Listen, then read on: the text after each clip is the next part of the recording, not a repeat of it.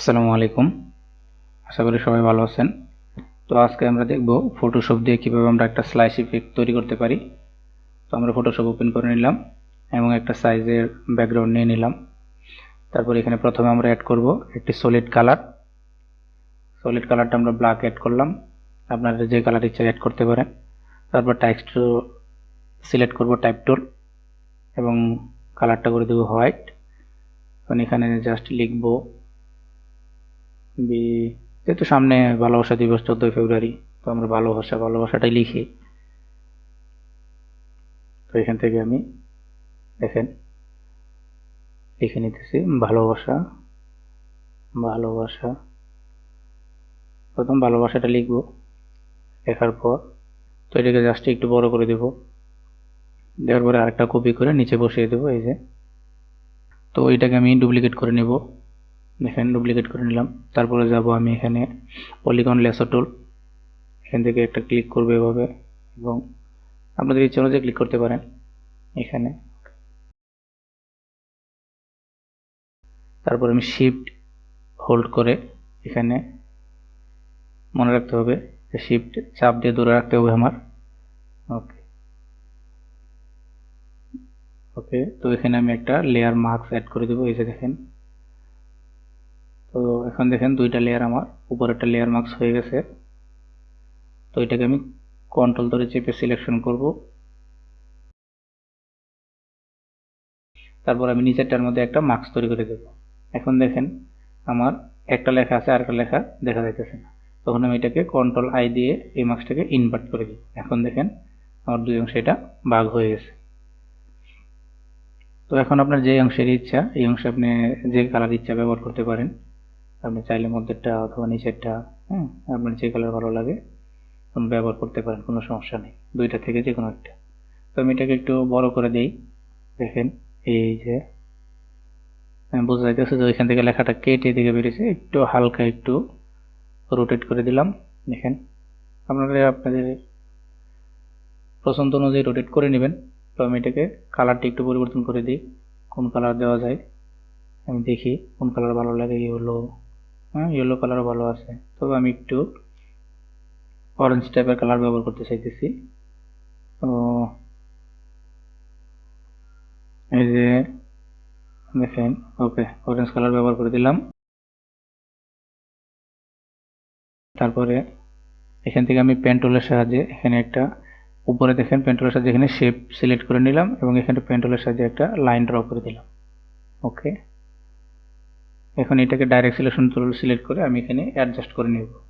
আপনার যে পাশে ইচ্ছা এটা করলেও পারেন, না করলেও পারেন, এটা সম্পূর্ণ আপনার ইচ্ছা।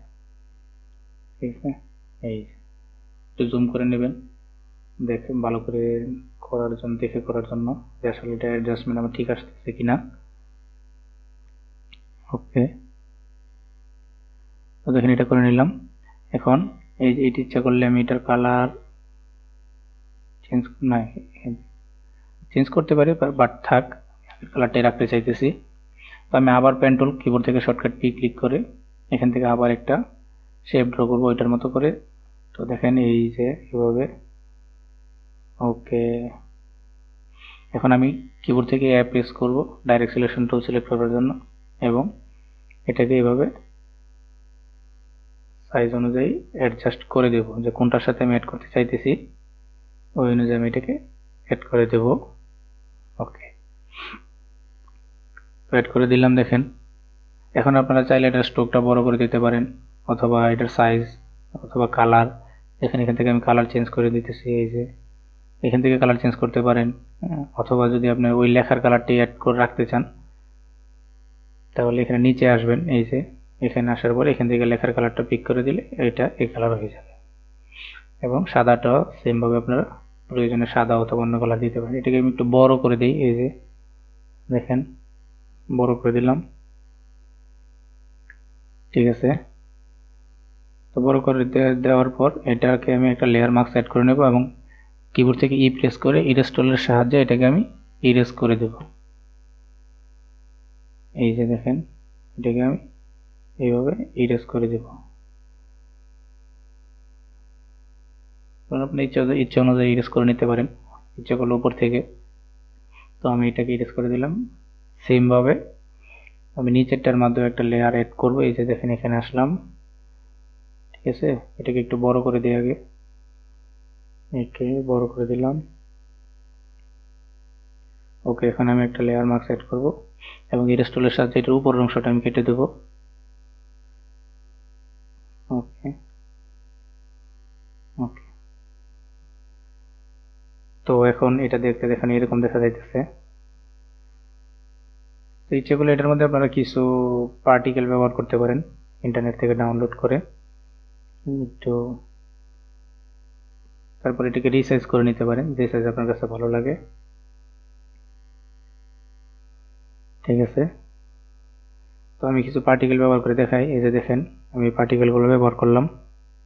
তো আপনাদের কাছে যদি ভালো লাগে তাহলে ব্যবহার করেন, আর নয়তো এইভাবেই ঠিক আছে।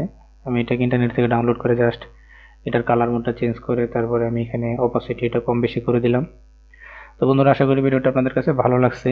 যদি ভিডিওটা ভালো লাগে তাহলে একটা লাইক করবেন এবং কমেন্ট করে যাবেন। আর যদি আমার চ্যানেল নতুন হয়ে থাকেন তাহলে সাবস্ক্রাইব করবেন ইনশাল্লাহ। দেখা হবে পরবর্তী ভিডিওতে। সবাই ভালো থাকুন। আসসালামু আলাইকুম ওয়া রাহমাতুল্লাহ।